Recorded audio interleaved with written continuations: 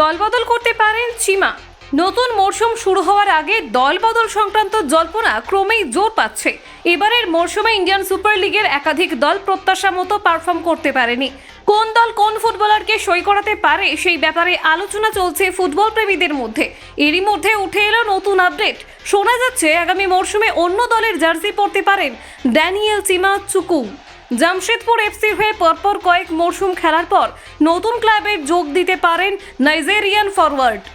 কলকাতার ফুটবল প্রেমী জনতার মধ্যে ড্যানিয়েল চিমাকে নিয়ে এখনও আগ্রহ রয়েছে। ইস্টবেঙ্গলের হয়ে খেলার সময় থেকেই তাকে কেন্দ্র করে প্রত্যাশার পারদ ছিল ঊর্ধ্বমুখী। লাল হলুদ জার্সি পরে নিজের স্কোরিং দক্ষতা সেভাবে চেরাতে পারেননি তিনি। ইস্টবেঙ্গল ছেড়ে জামশেদপুর এফসিতে যোগ দেওয়ার পরেই গোল পেতে শুরু করেছিলেন ড্যানিয়েল চিমা। 2021-22 মরশুমে ইস্টবেঙ্গলে যোগ দিয়েছিলেন চিমা। গোল করার মতো জায়গায় পৌঁছাতে পারলেও বল জালে জড়ানোর ক্ষেত্রে বারবার হোঁচট খেয়েছেন। শেষ পর্যন্ত দল বদল। চিমার উপর আস্থা দেখায় জামশেদপুর এফসি।